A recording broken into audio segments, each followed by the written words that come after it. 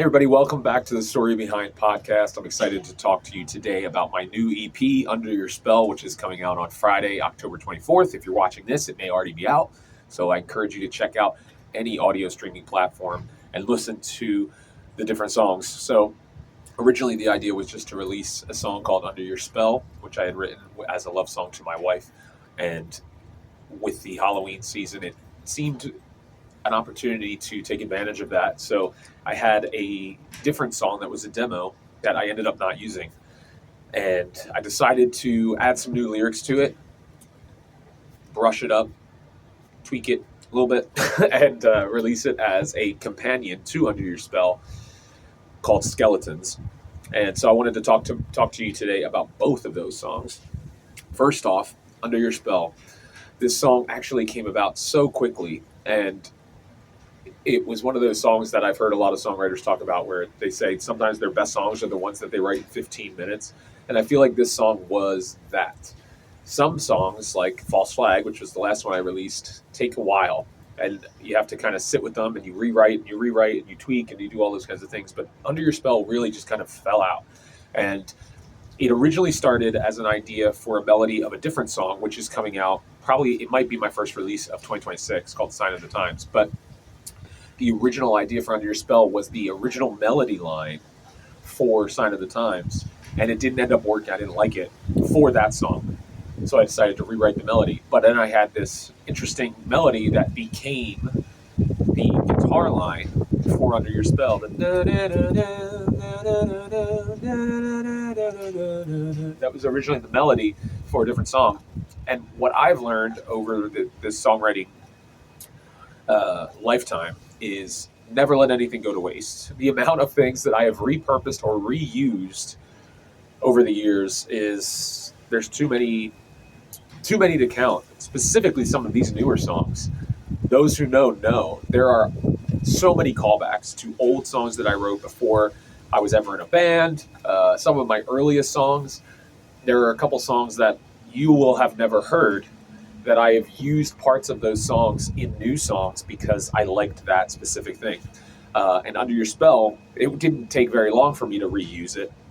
I just liked that little line, but I found that it was strong. A different chorus was stronger, so I decided to adapt that from being a melody line to being a guitar line, and that was the kind of the origin of Under Your Spell.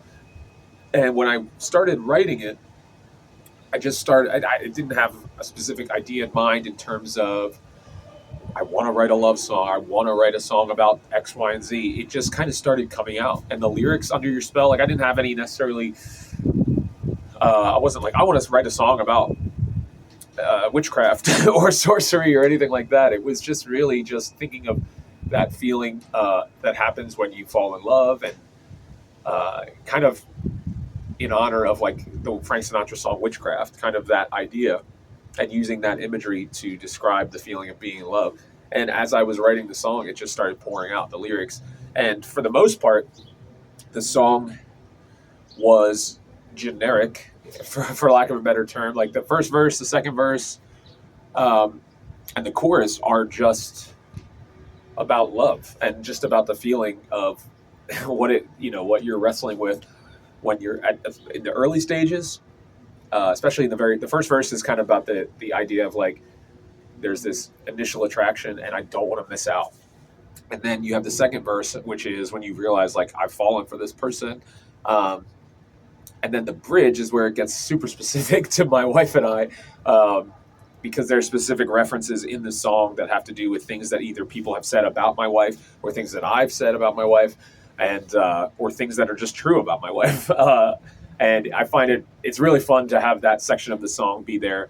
And the original demo was it was basically a complete song, and it was a song that both my dad and my brother, when they first heard it, were like, "This is a complete song. Like there's nothing to change about this song," and I was really happy about that. And my dad, when he recorded the drums, as soon as he heard it, he was like, "I'm going to track the drums right now. I know exactly what you want." I decided to go with the era that I was looking to capture was that late 90s, early 2000s era, specifically because that's kind of formidable years of my wife, and we wanted to I wanted to pay homage to that, like when she was in high school and graduated college in that era. So it's very much in line with like the Gin Blossoms, uh, Evan and Jaron, specifically the song "She's So High" by Tal Bachman, which was a huge hit at that time. A lot of those one-hit wonders, Vertical Horizon, who had a couple singles, Dishwalla, like that era of music where you had prominent acoustic guitars, you had really raw sounding instrumentation, organic. There wasn't a lot of effects and all that kind of stuff. It just sounded like a band playing songs, and that's what I wanted to capture with the song. And I feel like it came out really well. My dad, going back to my dad, when he recorded the drums, he said he actually got emotional when he was playing it because there was something about the song that hit him while he was playing it, and he was just very appreciative of being included on this project. So that also plays a huge factor in that. And then the other element that's really exciting about this song is that my son actually plays the lead guitar on it. And I kind of threw it at him. I was like, hey, well, you want to play on this? And he was like, okay. And so I taught it to him real quick, had him do it. And then I just preserved it. Like, so he did it on the original demo, and then I just kept what he did because it just has like a charm to it, the way he played it. And he's only been playing guitar for maybe 2 years at this point. And it meant a lot to include him on this. And then additionally, the music video was filmed by my other son, and he did all the filming of it. And then I edited it together based on most of the reason I had him do it is because his camera on his phone is nicer than mine. So I was like, I'm trying to make it at least look somewhat professional. My phone camera isn't great, as you can see in the music video for High Horse. So I felt like his would help with that. So Under Your Spell, there's not much to the story, but the inspiration of the song, other than the fact that I love my wife and I wanted to celebrate her, and the fact that after 20 years of marriage, we are still going strong, and that I like to think we feel about each other the same way we did, but it's deeper and it's richer because we know so much more about each other. And you can be with somebody for a couple years and then get married, and then you go on a lifetime of searching out and knowing and discovering more about that person that you already loved, but then you start to find out even more little things, that the subtle things, like I say in the song, the subtle things that you don't even know that you do. Those are the things that make me know why I love you. And that's what Under Your Spell is about. And then I wanted to just also tag on what Skeletons is. So Skeletons originally started as a demo for a song, and the working title was Sweeter. And it was like supposed to be a love song originally. And it was just like a fun little pop thing. It was one of the early demos that I had of this new songwriting process. So much so that when I used to have my vlog series, the Geoff Desiato Show, you can go back into one of the episodes and you hear me playing it. You hear me demoing it. When I first started talking about writing songs again, and I wrote new lyrics to that at one point, and it was a song called All American Kind, which was also a love song, but it was from the perspective of someone who meets a girl during World War II, and they both fall in love over their shared hatred of communism. So it was a tongue-in-cheek song, and I decided that those lyrics didn't fit the music at all, even though I felt the lyrics were fun. And so we actually have rewritten that song. I don't know if it'll ever see the light of day, because it's kind of like we decided to rewrite the music to be more fitting of the era. So it sounds kind of like a old Frank Sinatra, Dean Martin kind of vibe, big band standard. So I don't know if that'll ever get released, or if it does, it'll be released on a very specific EP that is highlighting the different eras of American music. Because I have a couple other songs too that are like that. They're very pastiche in their delivery. But all that to say, I always liked the music, and I decided to pitch down a whole step from what it originally was. Originally it was in C, and when I came up with the idea for the new chorus, it was going to be a little too high, so I pitched it down to B flat. And so Skeletons was really just an idea of like, oh, I want to pair this up. I'm releasing this song in time for Halloween to take advantage of the whole Under Your Spell thing. You got to think about marketing when you're doing songwriting as well, or at least your releases, marketing strategies for your releases. And I was like, Under Your Spell works with Halloween, but I want to beef that release up. I want to really kind of shine a light on it. So I just kind of thought, you know what? I came up with the chorus. if you dig down deep enough, you'll find skeletons. Just the idea of the secret life that we all have lived, or the secret thoughts that we all have that we wrestle with and try to put to death. And we would be ashamed that those things be brought to light. But in reality, when those things come to light, oftentimes that's when you can really move on and grow.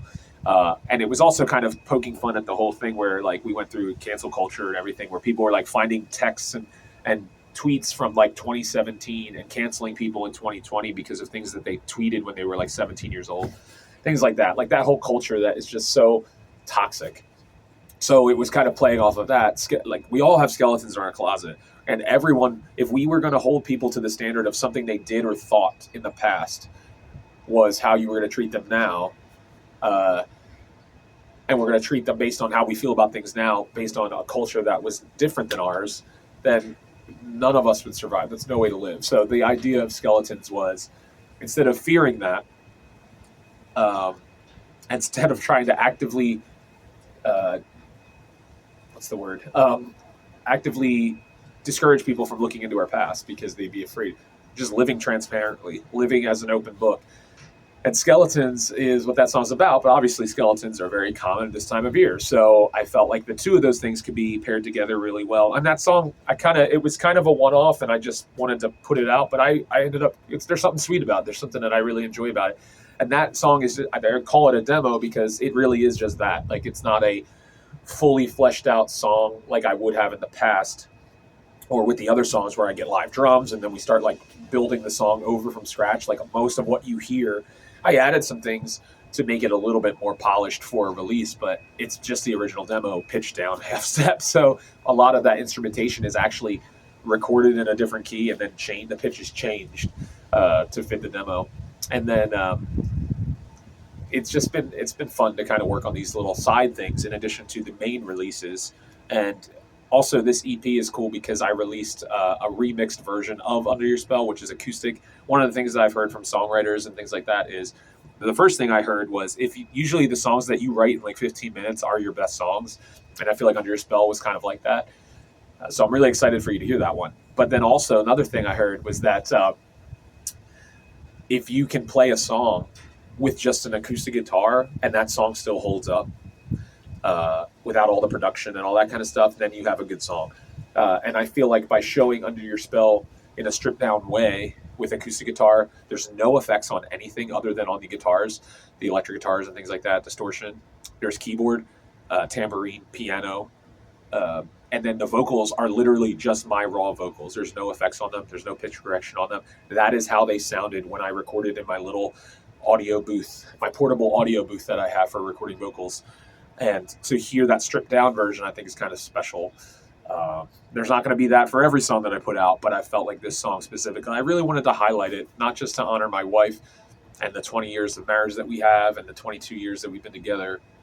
And it's, oh my gosh, this is hitting me right now. It's just unbelievable. This is one of those God things. As I'm filming this right now, the thought just came to my head. I asked my wife out on Halloween 2003.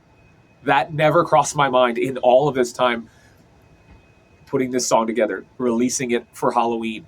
It just never came to my mind. How is that? Oh, crazy. Anyway, so Halloween, for all of you people out there that are, you might think, how can you honor Halloween? Halloween holds a special place in my heart because it's the day that I asked my wife out.